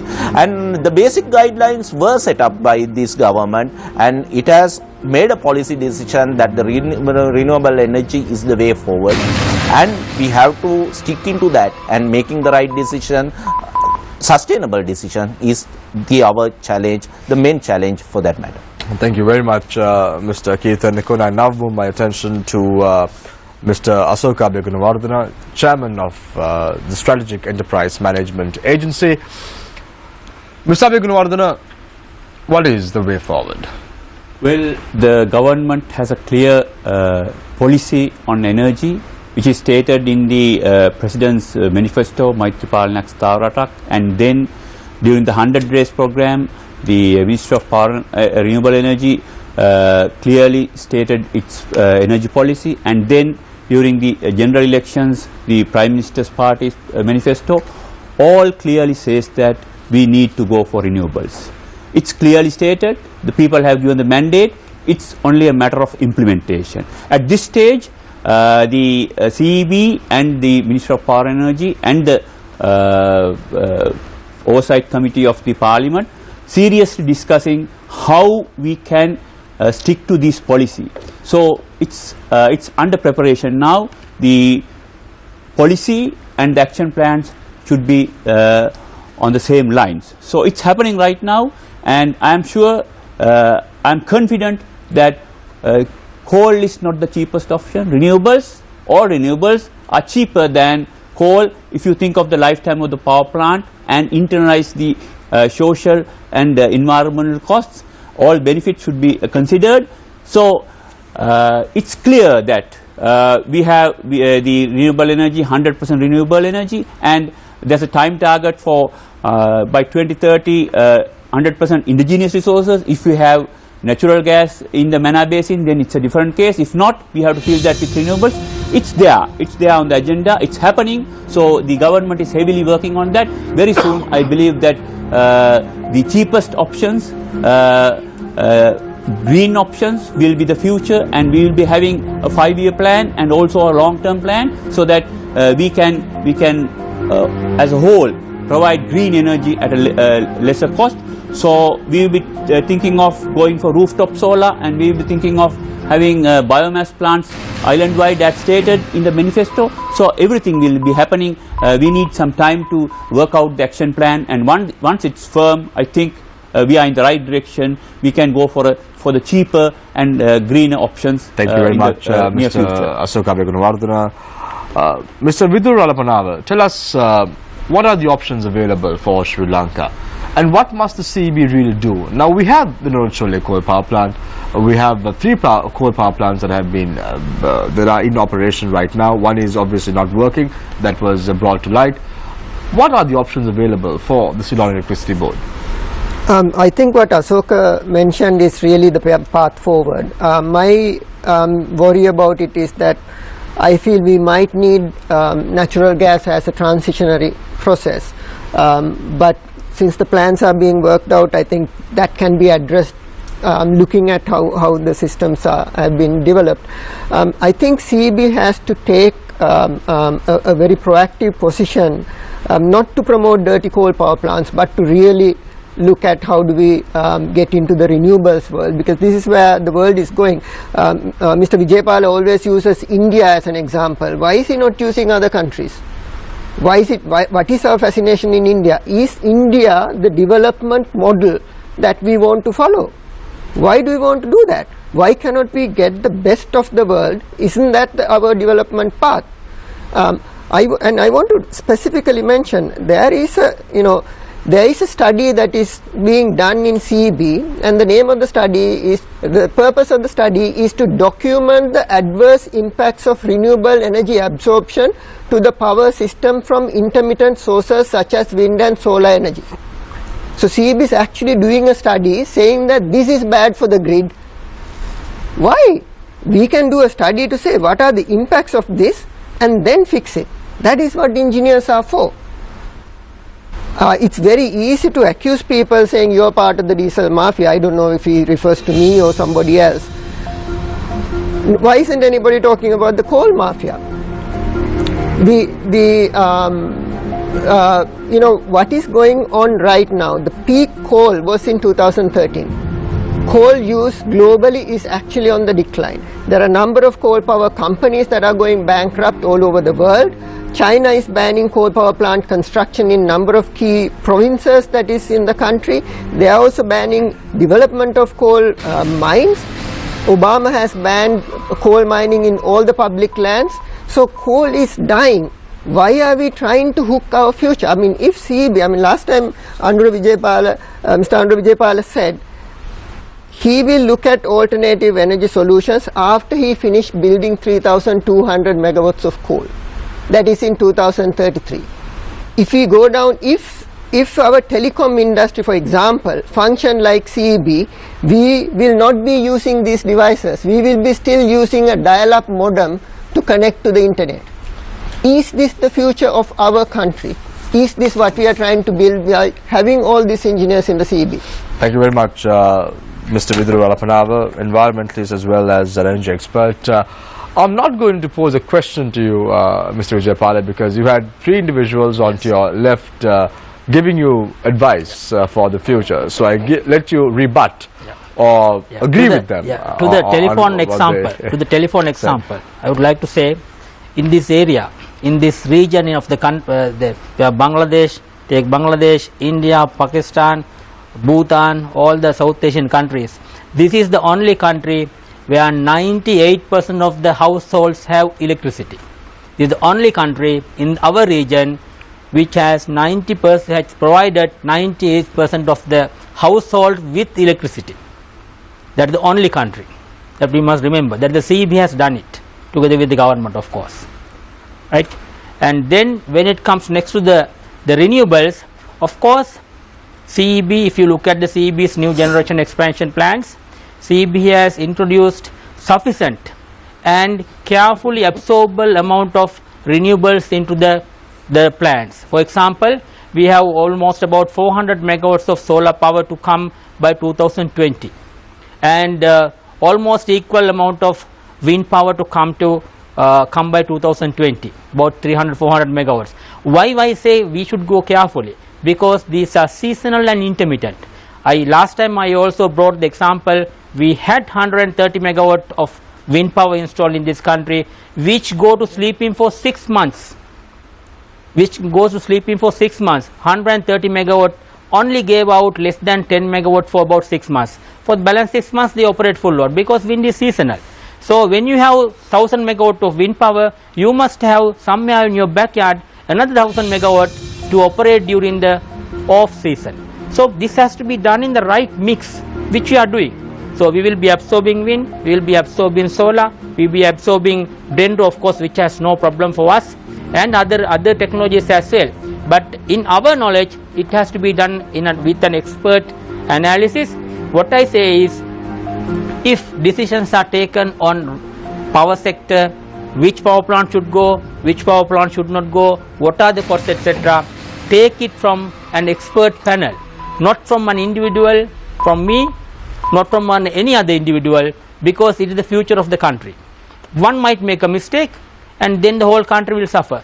Take it from a panel of experts. I'm happy to note that the government is doing that. Thank you very much, Mr. Vijaypal. Thank you very much, Viduru Alapanava, for joining us this evening. Thank you very much, Mr. Asoka Begunawardhan, for joining us this evening. Thank you very much, Mr. Keith Penukar, for joining us this evening. And thank you very much, Mr. Andrew Vijaypala, CEB Chairman, for joining us this evening. We invited many individuals from the state sector to join us this evening. However, none did turn up for the show today. I salute you and thank you for coming on board today as well as the CEB chairman, enlightening our viewers about the future of the CEB, despite the fact that you had 3 individuals who are criticizing the policies of the CEB. Thank you very much, Mr. Vijaypal, for joining us this evening. Really appreciate it as well. Thank you very much, Nadeem. Thank you very much, Chaturanga. For us, before wrapping up tonight, I'm going to ask you a few open-ended questions as well. Just yes or no. Are you hosting Newsline tomorrow? Yes. Are you going to talk about corruption? Absolutely. Tell me, who's going to be the guest tomorrow morning for us? That's a big surprise. A big surprise, or did he really forget? Krishmal Varanasuriya. Krishmal Varanasuriya. Krishmal Varanasuriya, attorney at law, joining us tomorrow on Newsline at 7 a.m. on TV1 to discuss about corruption as well as some of the points that we mentioned today, the coal deal as well as good governance. That's tomorrow morning at 7 a.m. for us, right? Absolutely. And only on TV1. Only on TV1. Thank you very much, gentlemen, again for joining us this evening. I leave you tonight with an equation, not a quote. You might want at home how to do the math. I leave it to you to do it. Corruption is authority plus monopoly minus transparency. Do the math and you will get the answer. Take care and good night.